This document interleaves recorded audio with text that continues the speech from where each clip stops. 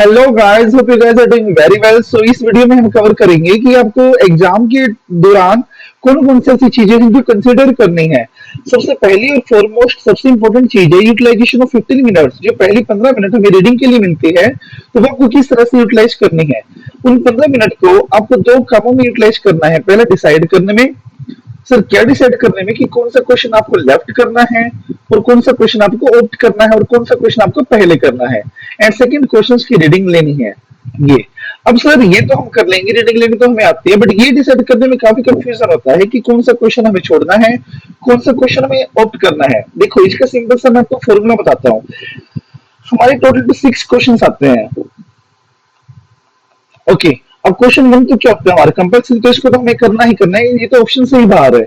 इन 5 questions में से मुझे कोई भी एक लेफ्ट आउट करना है। एनी वन लेफ्ट आउट करना है मुझे। अब कैसे डिसाइड करेंगे? अब हर एक क्वेश्चन में 20 मार्क्स का आता है। अब दो में 3 पड़ा होते हैं, 7 7 एंड 6। ओके, अब जैसे क्वेश्चन सेकंड मैंने रीड किया, क्वेश्चन सेकंड रीड करके मैंने देखा मुझे ये वाला क्वेश्चन भी आता है, ये वाला क्वेश्चन भी आता है और ये वाला क्वेश्चन भी आता है। कवर कितने हुए? मतलब 20 नंबर मुझे मिल जाएंगे। थर्ड मैंने देखा कि मुझे सेवंथ वाला भी कंप्लीट आता है। सेवंथ का एक पार्ट है जो 3 नंबर का है, मुझे 3 नंबर का इसमें नहीं आता और 6 मार्क्स का भी आता है। मतलब अगर थर्ड क्वेश्चन में अटेम्प्ट करूंगा तो मुझे कितने मार्क्स मिलेंगे? लेट्स से 17 मार्क्स मिलेंगे मुझे। ओके, अब फोर्थ हमारा क्वेश्चन है। फोर्थ क्वेश्चन में 7 नंबर का भी मुझे आता है, ये 7 नंबर का भी मुझे आता है, बट 6 नंबर वाला क्वेश्चन नहीं आता। तो अगर फोर्थ मैंने अटेम्प्ट किया तो मुझे कितने मिलेंगे? सिर्फ और सिर्फ 14 मार्क्स। ओके, और 5 जब मैंने देखा तो 5 में मैंने देखा कि 7 मार्क्स का मुझे नहीं आता है, ये वाला भी आता है और ये वाला भी आता है। और अगर मैंने फिफ्थ अटेम्प्ट किया तो मिलेंगे मुझे कितने? 13 मार्क्स, क्योंकि एक तो मैंने छोड़ ही दिया है उसमें। अब 6 क्वेश्चन है। 6 में मैंने देखा कि फर्स्ट क्वेश्चन का जो 7 का एक पार्ट है जो 3 नंबर का है, वो 3 नंबर का मुझे नहीं आता। और दूसरा क्वेश्चन है जो इसका, उसमें भी मुझे एक 4 नंबर का नहीं आता, बाकी मुझे 6 भी आता है। तो अगर मैंने ये क्वेश्चन नोट किया तो कितने मुझे मिलेंगे? अब 4 5 6 7 7 नंबर तो मेरे चलेगी, तो मिलेंगे इसमें 13। ओके, अब ये सब मैंने डिसाइड कर लिया, ये मैंने मैट्रिक्स बना ली। अब मैट्रिक्स मैंने क्या देखा कि सेकंड में अटेम्प्ट करूंगा तो 20 मिलेंगे, थर्ड अटेम्प्ट करूंगा तो 17 मिलेंगे, चार अटेम्प्ट करूंगा तो फोर्थ अटेम्प्ट करूंगा तो 14 मिलेंगे, फिफ्थ 13 एंड सिक्स 13। अब ये बताइए कौन सा लेफ्ट आउट करना बेनिफिशियल है, कौन सा लेफ्ट आउट करना बेनिफिशियल, इसमें सबसे कम मार्क्स मिलेंगे, या तो फिफ्थ या फिर सिक्स। अब सर थर्ड छोड़ सकते हैं हम? आप सोचो एक बार, अगर मैंने थर्ड छोड़ दिया तो लॉस कितने का होगा? 17 मार्क्स का। ठीक है, और 5 छोड़ा तो लॉस कितने का होगा? 13 मार्क्स का। तो इसलिए छोड़ना कौन सा बेहतर है? 5 बेहतर है। तो इस तरह से आप डिसाइड कर सकते हो कि कौन सा मुझे छोड़ना है, कौन सा मुझे नहीं छोड़ना है। वो आप क्वेश्चंस देखोगे और अपने नंबर कैलकुलेट करोगे कि कितने मार्क्स का मुझे उसमें आता है और कितना नहीं आता है। सेकंड आप देखोगे क्वेश्चन फर्स्ट इज कंपलसरी, आपको पता है। और थर्ड हमारा पॉइंट है maintain the series of questions. इसमें बच्चों क्या देखना है आपको, अगर आपने एक क्वेश्चन शुरू कर दिया, जैसे मान लो आपने क्वेश्चन नंबर 1 शुरू कर दिया, अब क्वेश्चन नंबर 1 के 4 पार्ट है, जैसे A B C and D. अब एक बार क्वेश्चन वन शुरू कर दिया आपने तो पूरी शीट में, मतलब जब तक क्वेश्चन वन का हेड चलेगा तो आपको ये क्वेश्चन में जितने भी क्वेश्चन आपको इसी के नीचे अटेम्प्ट करने हैं। आप ऐसे कर सकते हो, बी पहले कर दिया, सी ए एंड डी, इस तरह से आप कर सकते हो। बट ऐसा नहीं कर सकते कि क्वेश्चन फर्स्ट का ए आपने कर दिया, क्वेश्चन फर्स्ट का आपने बी यहाँ पे कर दिया, फिर अब क्वेश्चन 2 का सी पार्ट यहाँ पे करना चाह रहे हो, ये गलत है, चेकिंग ही नहीं होगी। तो आप ऐसे कर सकते हो, क्वेश्चन नंबर 1 ए सी बी डी, इस तरह से आप कर सकते हो। आप मतलब जो इन द क्वेश्चन है वो आप शफल कर सकते हो, बट जो और कोई क्वेश्चन है जैसे क्वेश्चन 2 है वो आप उसके अंदर इंक्लूड नहीं कर सकते। तो आपको क्वेश्चन 1 है तो पहले वो कंप्लीट करना है, क्वेश्चन 2 अगर उठाया तो सबसे पहले वो पूरा करना है, क्वेश्चन 3 एंड देन क्वेश्चन 4। इस तरह से आपको अंडरलाइनिंग भी करनी है हर क्वेश्चन पूरा होने के बाद, ताकि एग्जामिनर को पता चले कि अब क्वेश्चन कंप्लीट हो गया है, इसमें कोई भी आंसर अब नहीं आना है। Note it. अब उसके बाद और हमें क्या देखना है? प्रेजेंटेशन। देखो प्रेजेंटेशन तो देखो अकाउंट्स के एग्जाम में भी काफी जरूरी है और अपने लॉ के एग्जाम में तो देखो जरूरी होती ही है। इसमें आपको देखना क्या है कि जो आंसर नंबर है अपना वो सेंटर ऑफ द लाइन में होना चाहिए।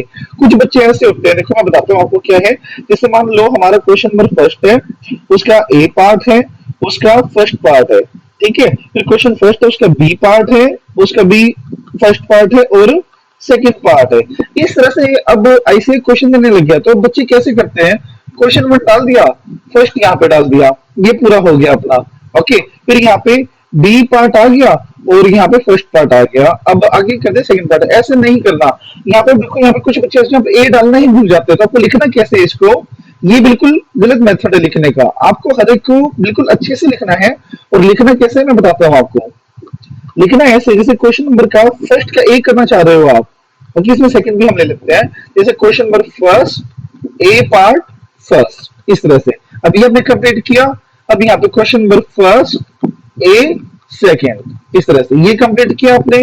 Then question number first b part first question, ये वाला आपने कंप्लीट किया। Then question number first b part second question. इस तरह से आपको प्रेजेंटेशन करना है। आपको यहाँ पे तो क्वेश्चन डालने ही नहीं है, हमेशा क्वेश्चन हमारे सेंटर ऑफ द लाइन में होने चाहिए।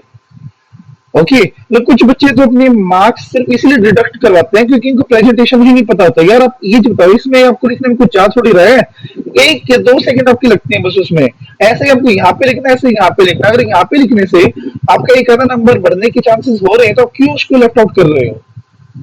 Okay, then underlining and boxes. एक चीज ध्यान में रखना आप लोग, जो भी हमारा कंक्लूजन आएगा कंक्लूजन में कि उसका कंटेंशन वैलिड है, इनवैलिड है, ठीक है, ये करेक्ट है, इनकरेक्ट है, उसको आप अच्छे से बॉक्स में डाल के आओगे। क्योंकि जो एग्जामिनर होता है ना, वो सबसे पहले कंक्लूजन पे जाता है कि इस बच्चे ने कंक्लूजन क्या दिया है, मतलब जो मेरे पास सजेस्टेड कंक्लूजन है उसके अकॉर्डिंग उसने आंसर दिया है या नहीं दिया है। तो जो कंक्लूजन आप लिखोगे वो बॉक्सेस में होना चाहिए, ठीक है। और जो कंटेंट आप डालोगे, मतलब बॉडी में कंटेंट आप डालोगे प्रोविजन में, ओके, उसमें आप अंडरलाइन करके आओगे कि जो जो इंपॉर्टेंट है वो सब। ओके, और हर एक क्वेश्चन के हमारे 3 पड़ाव रहेंगे। पहला हमारा आएगा fact, then not fact, sorry, I am sorry repeating again. पहला हमारा आएगा प्रोविजन कि उस क्वेश्चन के बारे में आप क्या बोलना चाह रहे हो।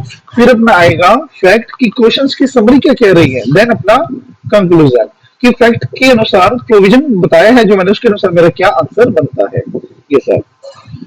ओके, और मैं आपको बताना चाहूँ, fill up the sheet carefully in the, जो हमारी फ्रंट शीट होती है उसको आपको बड़े ही ध्यान से फिलअप करना है। मैं आपको थोड़ा सा आपको स्पेसिमेन दिखा देता हूँ कि किस तरह से हमारी शीट आती है। इस तरह से शीट मिलेगी आपको, तो आपको बड़े ध्यान से इसमें फिलअप करना है। जैसे यहाँ पे आपको रोल नंबर लिखना है, वो भी अपने वर्ड्स में। यहाँ पे एग्जामिनेशन या पेपर नंबर आपका कौन सा है, सब्जेक्ट कौन सा, पूरा सब्जेक्ट नंबर डालना है, आपकी सिग्नेचर यहाँ पे, फिर रोल नंबर यहाँ पे आपको डिजिट्स में लिखना है, और उसको फिलअप भी करना है जो भी आपका रोल नंबर है, अच्छे से फिलअप करना है। ओके, और यहाँ पे अगर आपने कोई एडिशन सीट नहीं है तो वो डालनी है।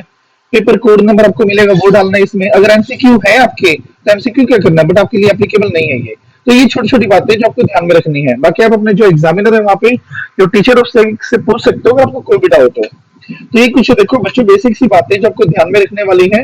तो ये सब आपको बिल्कुल ध्यान में रखना है, ठीक है। पेपर चाहे कोई भी हो, चाहे लॉ का हो, चाहे अकाउंट्स का हो, ये सारी बातें ऐसी हैं जो आपको ध्यान में रखने ही रखनी पड़ेंगी। Okay, so all the very best guys. अच्छे से पेपर देना, नर्वस बिल्कुल भी नहीं होना। एक मैं पर्सनल सजेशन आपको देना चाहूंगा, देखो 100% ना किसी को भी नहीं आता। 120 मार्क्स का अपना पेपर आता है, तो आउट ऑफ 120 ऐसा कोई भी बच्चा नहीं होता जिसको 120 का 120 आता हो। कोई ना, मतलब कोई ना क्वेश्चन ऐसा होता है ये जो हमें नहीं आता होता। तो ऐसा क्वेश्चन देख के जो हमें नहीं आता, तो बिल्कुल भी पैनिक नहीं होना है। जस्ट आप अगले क्वेश्चन में फॉरवर्ड हो जाओ और अगले पे आप एफर्ट डालो कि आपको वो 100% आपको अच्छा परफॉर्म करो आप उसमें। ओके, और अगर मान लो लास्ट टाइम पे अगर आपके किसी भी फ्रेंड ने आपसे ये पूछ लिया कि यार ये क्वेश्चन आपको आता है या नहीं आता है, और आप कह रहे हो यार मैंने तो किया ही नहीं, और आप नर्वस हो जाते हो, तो नर्वस नहीं होना है। मतलब उसने कोई क्वेश्चन पूछा तो वो आपको नहीं आता, डेफिनेटली ऐसा भी होगा कि कोई ना कोई क्वेश्चन आप उससे पूछोगे और वो उसको नहीं आएगा। तो सिर्फ किसी की क्वेश्चन पूछने से आपको नर्वस बिल्कुल भी नहीं होना है, क्योंकि ठीक है, क्योंकि यार 120 का अगर 20 का भी नहीं आएगा इसमें से तो क्या फर्क पड़ता है, 100 का तो आपको आता ही है। चलो 100 में से भी 20 का आपको नहीं आता है, तो 80 मार्क्स का तो आपको अच्छे से आता है ना, उसको अच्छे से अटेम्प्ट कीजिए। आउट ऑफ 80 अगर आप अच्छे से करोगे तो 65% आप आराम से स्कोर कर लोगे। ओके, तो आज इतना ही। So at last all the very best guys. Okay, paper अच्छे से करना, बिल्कुल जो प्रेजेंटेशन मैंने बताई उसके अनुसार करना। Okay, see you soon, bye bye, have a nice day.